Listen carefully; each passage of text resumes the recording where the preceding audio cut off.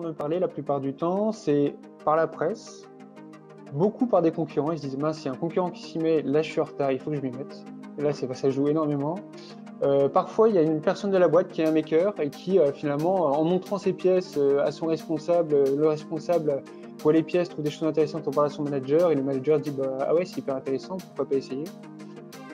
Soit finalement c'est même le service R&D directement qui eux pour le coup en ont entendu parler, n'a peut-être un aussi qui a une petite technologie et ils font des petits essais de proto, ou alors même parfois c'est le manager directement ou un des décideurs qui en a entendu parler et qui se dit mais là il faut tenter un truc. Voilà, donc là c'est les grandes méthodes. Quand on part de l'entreprise, donc l'entreprise on a entendu parler, il se dit go, ok, on aimerait un petit peu monter là-dedans, en tout cas savoir si ça peut être intéressant pour nous.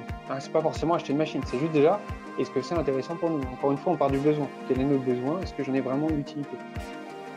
La vraie question du coup qui va se poser là, ça va être déjà le prix, combien ça va me coûter, matériaux, temps, l'utilité de la technologie. Okay, déjà l'impression 3D, est-ce que c'est vraiment utile? Moi je fais du moulage, ça me va très bien pour le moment, je fais de l'usinage, ça me va très bien, je fais de la fonderie, ça me va très bien. Et aussi le savoir-faire, moi je connais rien, comment est-ce que je fais pour monter en compétence?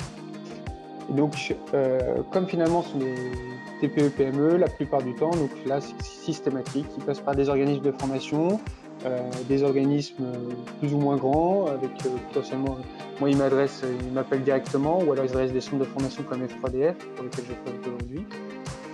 À ce moment-là, ces organismes de formation vont former, soit c'est souvent un opérateur, quelqu'un d'un peu technique, on a soit ce profil, alors plutôt opérateur presque technicien, je dirais. Technicien qui a l'habitude de toucher le logiciel et un petit peu la technique, et on a le profil R&D. Voilà, qui vient souvent dans les formations. Et les deux, moi je trouve que les deux sont très complémentaires et souvent il y a des entreprises, j'encourage de placer une des deux personnes au moins, ou les deux personnes si possible dans la formation. Ça fait à la fois l'aspect conception et impression 3D et l'aspect pratico-pratique, installation, qualification, optimisation de l'impression.